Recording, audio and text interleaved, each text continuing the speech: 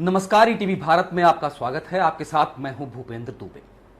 लोकसभा चुनाव के अंतिम चरण का मतदान बाकी है, लेकिन इस पूरे लोकसभा चुनाव के दरमियान बीजेपी ने अगर किसी मॉडल को रखा है तो वो छत्तीसगढ़ का रहा है।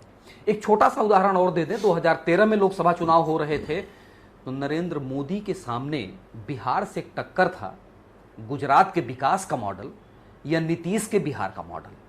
लेकिन 24 के चुनाव में बीजेपी ने छत्तीसगढ़ का मॉडल रखा है। बड़े कम समय में सरकार बनी बीजेपी की और उसने एक मॉडल खड़ा कर दिया। हमारे साथ राज्य के उप मुख्यमंत्री सह गृह मंत्री हैं, उनसे चर्चा करेंगे। सर, एक बहुत छोटा सा कार्यकाल आप लोगों की सरकार बनने के बाद लोकसभा चुनाव के आने तक रहा, लेकिन आपके केंद्रीय गृह मंत्री की बात करें, प्रधानमंत्री की बात करें या राज्यों के दूसरे राज्यों के मुख्यमंत्रियों की बात करें, छत्तीसगढ़ मॉडल की चर्चा हो रही है क्या? खड़ा कहां से हुआ? सरकार जो छत्तीसगढ़ में बनी है माननीय विष्णुदेव जी की सरकार, सीधी सरल सरकार, पालनहारी सरकार।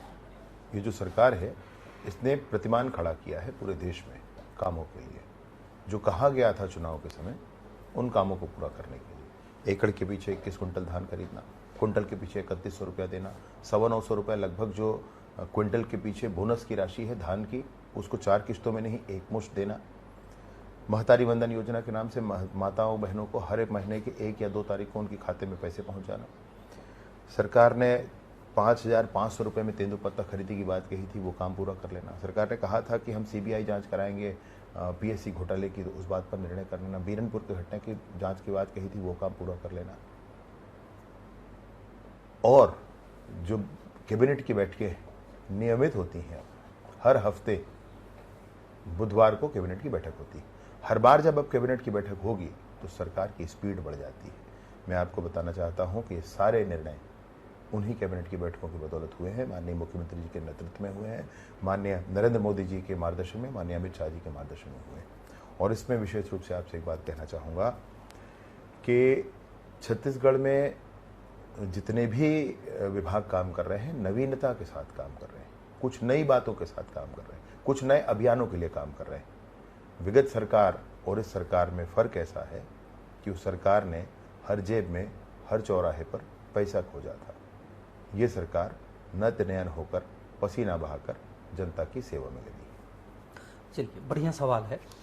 एक उत्तर आपका बढ़िया है। एक सवाल है कि जो शिक्षा का स्तर है उस पर सवाल है, जो सुरक्षा की बात है उस पर आप काफ़ी तेज़ी से काम कर रहे हैं। गृह विभाग आपके पास है, तो संभव है कि जो नक्सलियों के खिलाफ अभियान चल रहा है, गृह मंत्री जी ने बनारस में भी ये बात कही थी, उड़ीसा में भी ये बात कही थी, अमित शाह जी की बात कर रहे हैं। अगर इस पहलू को छोड़ दें, जितने पहलू को आप रख रहे हैं, इन सभी पर जांच की बात चल रही है। अभी बुलेट प्रूफ जैकेट पर भी चर्चा आ गई है। जांच जहां आवश्यक हो वहां जरूर कराया जाएगा। बुलेट प्रूफ जैकेट के संदर्भ में मैंने विभाग से बात की, पूरी बात पूछी। हमारा है नहीं, जांच कराने में तुमको आनंद आ सकता है, लेकिन प्रक्रियाएं पूरी पालन की गई हैं मुझे अब तक जो बताया गया। फिर भी कोई आवश्यकता ऐसी होगी, माननीय मुख्यमंत्री जी से मार्गदर्शन लेंगे उसमें। अन्य जो विषय हैं वो उसमें और कहीं जांच की बात नहीं। अन्य विषय है वो तो अभी सरकार शुरू हुई है, 3 महीना हुआ है। सरकार ने जो वादे किए हैं अपने घोषणा पत्रों में, उसको पूरा किया है सरकार ने। कुछ और वादे हैं, शेष है, वो करना है। बस मॉडल यही है कि इस मॉडल को पूरे देश में रखा गया, सिर्फ नक्सलियों के सफाई को ही आप मान के चलते हैं, या जो इतने मॉडल की चर्चा आपने की? मैंने तो नक्सलियों के बारे में बात ही नहीं की अभी, वो तो एक और मसला है साथ में। मैंने मॉडल, छत्तीसगढ़ मॉडल जो कहा गया है, उनमें सारी बातें हैं, इन सारे विभागों के काम है, पंचायतों के काम हैं, इसमें किसानों के लिए काम है, माताओं के लिए काम है, इन सारे विषयों को लेकर के, और साथ साथ नक्सल ऑपरेशंस पर भी, साथ साथ लॉ एंड ऑर्डर पर भी ये जो काम हुए हैं, ये सब कुछ मिलाकर के छत्तीसगढ़ मॉडल है जिसकी चर्चा देश में है। मैं सोचता हूं कि देश के किसी प्रदेश ने इतने कम समय में इतने काम पूरे नहीं किए होंगे। बिल्कुल। 2019 में योगी आदित्यनाथ काफ़ी चर्चा में थे, उत्तर प्रदेश के 3 ट्रिलियन इकोनॉमी की बात काफ़ी चर्चा में थी, लेकिन वहाँ गारंटी नहीं थी। छत्तीसगढ़ में 2 साल में नक्सलियों के सफाई की गारंटी आप दे रहे हैं, विकास के किसी मॉडल की गारंटी है? मैं आपसे वही कह रहा हूँ, सारी बातों में नवीनता है इस सरकार में। जो विभाग मैं देख रहा हूँ, माने पुलिस विभाग है, गृह विभाग है या फिर ये है, इसमें भी आप जब ध्यान देंगे तो पहले ये होता था कि मुसाफिरी लिखी जाती थी, कोई आता जाता था तो जी अब उसको डिजिटाइज किया जा रहा है। अभी बंद है काफ़ी दिनों से, अब उसको डिजिटाइज किया जा रहा है ताकि लोगों को भी सुविधा ना हो और पूरी जानकारी पुलिस के पास होनी चाहिए। लॉ एंड ऑर्डर के लिए, नशे के खिलाफ काम करने के लिए पूरी स्वतंत्रता दी गई कि कड़ी के अंतिम छोर तक पहुंचा जाए, चैन की अंतिम कड़ी तक पहुंचा जाए और नस बल तोड़कर इनका रखा जाए। बहुत स्पष्टता के साथ कहा है। किसी तरह के पुरानी सरकार की तरह ट्रांसफर पोस्टिंग का मामला किसी के जेहन में भी नहीं हो सकता, जी जेहन में भी नहीं हो सकता। जी और उन कामों के साथ साथ मैं अपने विभागों की ही बात करूं तो पंचायत विभाग है, आने वाले 4 महीनों में लगभग 4000 पंचायतों से माननीय मुख्यमंत्री जी सीधा संवाद कर पाएंगे, टू वे कम्युनिकेशन के साथ जी कर पाएंगे। जी ये स्थिति अभी बना रहे हैं इसमें। अन्य विभागों में भी आप देखें तो बहुत काम हो रहे हैं।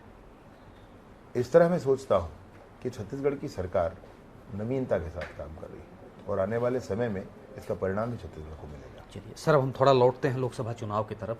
जिस गारंटी की चर्चा की और जिस गारंटी की एक भूमिका हम लोगों ने रखी, क्या ये गारंटी देश ने माना है या छत्तीसगढ़ ने माना है? मैं 11 सीटों के दावे की बात कर रहा हूँ, वो आ रही हैं? देखिए, गारंटी अभी जिस चुनाव पर हम लोग लड़े हैं, मोदी जी की गारंटी वाली बात, बिल्कुल मोदी जी की गारंटी को देश ने भी माना है और प्रदेश ने भी माना है। 11 सीटें हम छत्तीसगढ़ में जीतेंगे, इसमें संशय नहीं है। कारण ये है कि विगत सरकार को लोगों ने देखा है। उन्हीं नए लोग कोई सामने आए होते तो अलग बात होती, वही लोग फिर चुनाव में मैदान पर थे। इनको उन लोगों ने अपनी रणनीति समझी कांग्रेस ने, और हम नहीं समझते कि उनकी भूल है। नए लोगों को सामने लाना था तो शायद कुछ समीकरण अलग होते।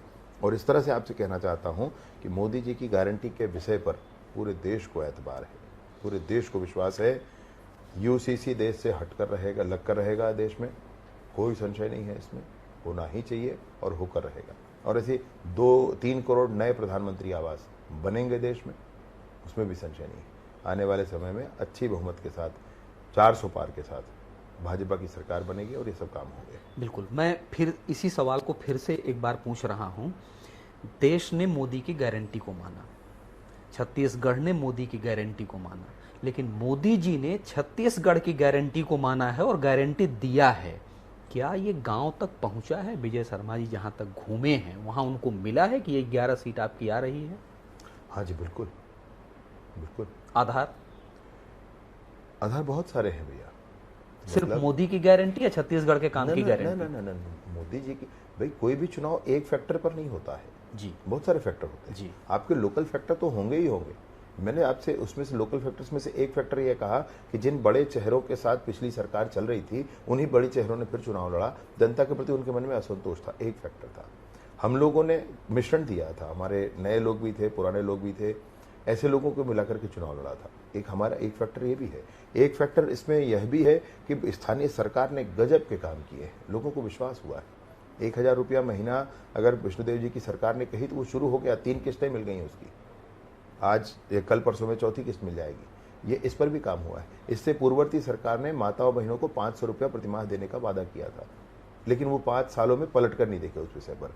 उन लोगों ने विधवा माताओं को, या जो हाथ खाली जिनका हो जाता है, उन माताओं को 1500 रुपये देने का महीने का वादा किया था, 5 साल में लौट कर नहीं देखे। विष्णुदेव जी की सरकार ने उसको पूरा किया, इसलिए जनता का विश्वास है। लेकिन एक सवाल और है, कांग्रेस की कई ऐसी योजनाएं थी जो जनपयोगी कही गई थी, उनको आपने बंद कर दिया है। कौन सी बंद कर दी? गोबर खरीदने की योजना थी, उससे पेंट बनाने की योजना थी, एक बड़ा रोजगार उसमें आ रहा था। आप इसका इकोनॉमिक एनालिसिस करवा लीजिए जी, तब आप उस पर किसी को प्रश्न करिए। आप इसको करवाएंगे तो आपको समझ में आएगा। जनता के बीच कुछ जो जाने पर सवाल उठे, जो आप पे आरोप लगे, ये मेरे सवाल नहीं है, उन लोगों ने कहा कि ऐसी योजनाएं जनता के हित की थी, आप बता दीजिए उसमें। नहीं, जो गौठान हुआ करता था जी, उस गौठान में क्या था? वो गौठान गांव के परिसर में था, सीमा में था, कोई रुझान नहीं था। गायें गौठान से उठ करके सड़कों पर बैठती थी, वही गायें गौठानों से उठ करके खेतों पर जाती थी। जी, परेशानियां बनी हुई थी।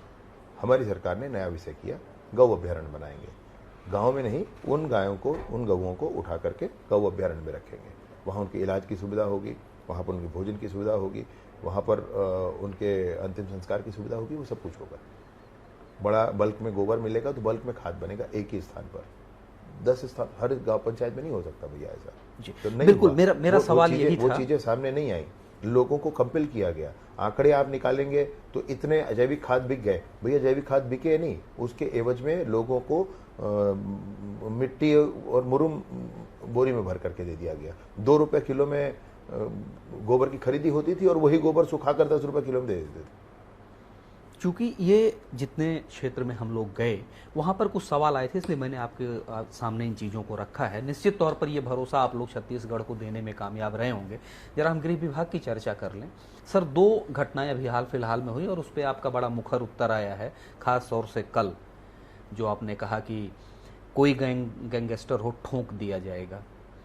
भाई गैंग वैंग वाला बात, भाई हम लोग तो गाँव गंवाई के आदमी हैं, हमको ज़्यादा समझ में आता नहीं, ये बहुत स्पष्टता है मामले में। और यह है भाई कि क्या गैंग वैंग, भाई लोकतंत्र है, कानून का राज होना चाहिए, एक राज की बात है उसमें। हाँ, सवाल यहीं से आया है कि इससे पहले इस तरह के संगठित अपराध गिरोह के लोग छत्तीसगढ़ के तरफ नहीं चले थे। कौन सी ऐसी चीज दिखी है जिसके चलते चले हैं? संभवतः पुलिस विभाग की खामी या पुलिस 5 सालों में इन पर कार्यवाहियां नहीं की गई थी। पिछले 5 सालों में पनपे हैं यहाँ पर, अब कार्यवाहियां हो रही हैं तो दिख रहे हैं। चले तब नहीं, अभी नहीं चले हैं, चले तब के हैं, तब तो यहाँ आकर के रुके हैं, तब तो उनका बेस बना है। बिना बेस के काम हो जाता है। और कहाँ से आए हैं, कैसी कौन सी सरकार चल रही थी, वो समझना पड़ेगा भैया आपको।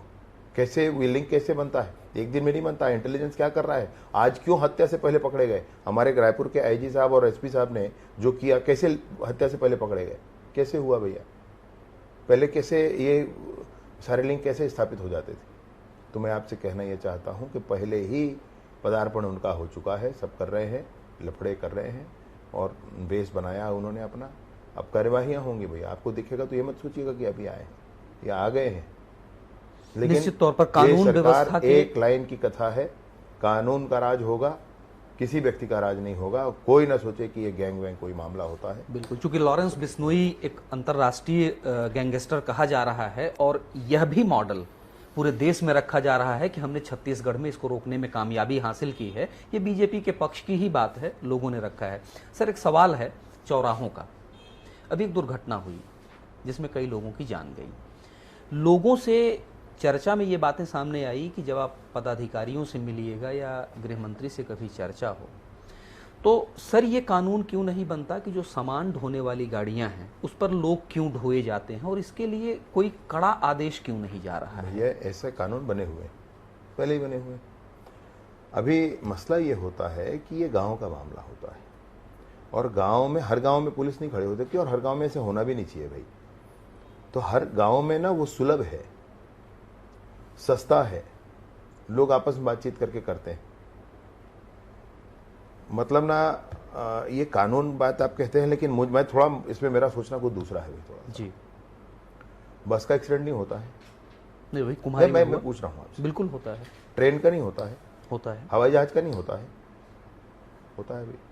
आपसे मेरा इसमें कहना ऐसा है कि एक गांव से दूसरे गांव तक जाना है, इस चीज का उपयोग कर लेते हैं लोग। ठीक है भाई, समझाना है, मनाना है, बोलना है, बताना है। आप हाथ पकड़ के नहीं रोक सकते उनको। रोकना भी बड़ा कष्ट। क्या करें, कैसे जाएंगे, कैसे जाया जाए? बस बुलाई जाए।